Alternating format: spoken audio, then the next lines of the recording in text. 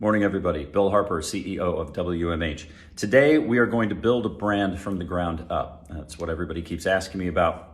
We typically charge between $150,000 and $225,000 to do this process for our clients, depending upon the size of company and the type of research that we need to do. But today I'm going to give you a behind-the-scenes, step-by-step on how that process works.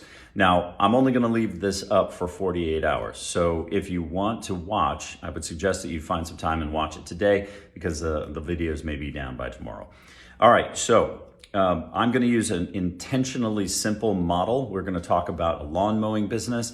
I'm doing that because it's important that you wrap your head around the construct and why the different elements are important and how they move together. You can bring that back into your brand once you've kind of listened to this and gotten your head wrapped around it. The important thing to realize here is that this is applicable to any brand. If it is your personal brand, this will work. If it is a consumer packaged good, a durable good, a consumer service, a B2B play, it doesn't matter. The concepts that we're talking about are what are important. Okay, so our lawn mowing business. Here are some fundamentals about the business, and that's really where we want to start, is understanding the business. Before we do sales, before we do marketing, we have to understand the business, what it wants to achieve, what and how it's performing currently. This is where we get meaningful KPIs out of what we're doing. If we don't understand how to measure our success, then we're really just throwing money out the window, and that's not doing anybody any good. So, okay, we have a single lawnmower,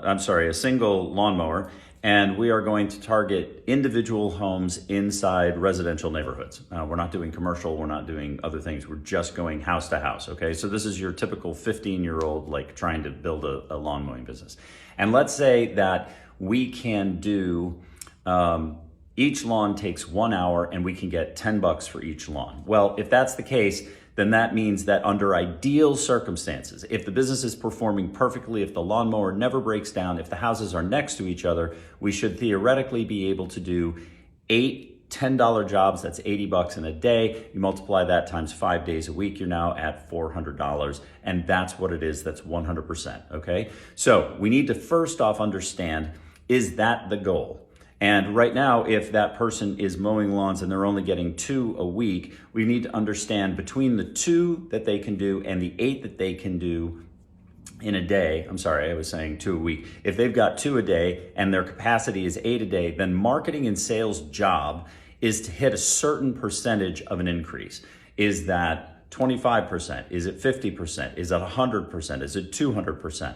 You've got to know before you start, or you have no way to justify whether or not the expense for marketing was in any way valid. People try to use all kinds of weird things to get back to whether or not it was a good use of their money. Did we get likes? Did we get eyeballs, whatever? At the end of the day, we're talking about hard metrics. Did it increase my revenue? Did it increase my conversion? Did it increase my awareness? Did it increase my number of at-bats? That's all that matters. However we want to work in soft numbers around that, we can. But really, at the end of the day, if I paid somebody $5 of my $10 an hour to be able to increase my business, I better get at least $10 back in order for it to have been worth my while. All right, so now we understand a little bit about where the company is. They're currently doing 2 lawns a day. They want to hit 4 lawns a day. That's marketing's job at this point, is to increase that. Now, that's the short-term goal. What's the long-term goal? We need to take that into consideration as well.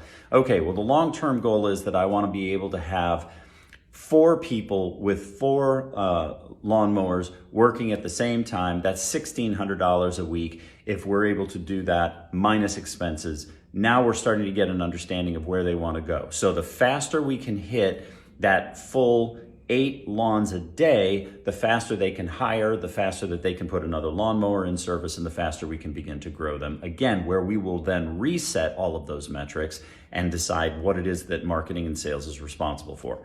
So that's the brand. Second, we're going to go and take a look at the category. Who is already in our neighborhoods? Who are we against? Where are they strong and where are they weak? So if we go out and we find that Bob's lawn mowing service down the block is really good, except that Bob has a problem showing up on time. So Bob is always late or misses his days or can't keep track of his calendar. Okay, well, there's something to know about Bob. And then the next group is they're Tommy's group, and Tommy's group is great, except Tommy oversells. So Tommy comes in and he brings 3 people to do a 1-person job. And while everybody really likes Tommy and he's super wonderful and likable, what they really talk about at the cocktail parties in the block is that it's a pain to deal with him because it costs too much. Okay, and then we've got Angelina's service, and Angelina is actually pretty good, and she's really our straight head-to-head competition because she's doing what we do. She's got a good reputation, and she's been in business for a little while. So we need to kind of know who those players are.